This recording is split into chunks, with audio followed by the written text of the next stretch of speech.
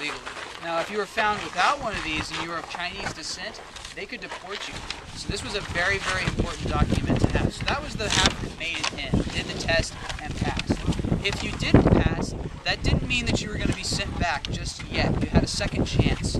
So that was an appeal that you could file for. So the board would take a vote after reviewing your questions, and they would say whether or not they were going to let you in. And at the very end, they would say that you had a right to an appeal. And what that meant was that somebody back in Washington, D.C., usually working for the Department of Labor, could look at your case and decide whether or not they thought that the questions you were being asked were actually fair. And do you think that they thought so most of the time? Yes. No, not really. Most of the time they would look at it and say, that was a really hard question to ask a 10-year-old.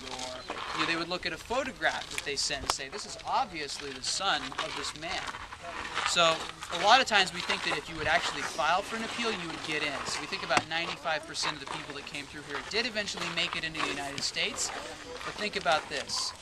While you're waiting for that appeal, guys, remember that mail is having to go all the way to the East Coast. We don't have telephones, at least not yet in the early years, and maybe telegraph is too expensive. So how is it going? How is it actually getting there? By boat or train? By boat or train. And those both take a long time because you have to go back and forth. And this could take a few months. And we actually know that there were people who lived up in that building. We're going to go in there in a minute. That's the detention barracks. That's where you would have slept. We know that people would have slept up in there for 2 or 3 months at the longest. And actually we know there was one lady that was here who was here for 22 months. So that's just short of 2 years, guys. So when we go inside, you're going to have to let me know whether or not you think you would want to be there for that long period of time. You have a question? Yeah, that is the actual building. So when we go inside, we're going to look and see the way things actually work. Well, there's a few things that we've added to show what it would have looked like at the time. But basically, that is the original building. Okay? So the dad would have been here in the 1870s, for example. Yes. Someone comes 20 years later, and they ask the questions 20 years ago. And they got the old answer. They would ask. They would bring both the father and the son in at the same time, and then ask them the questions.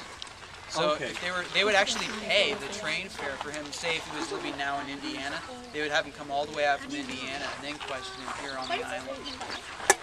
But if the parents had gone back to China, well, the parents would. It's only if you were a parent living here in the States would you have someone. Okay. All right, so you guys ready to go up and see?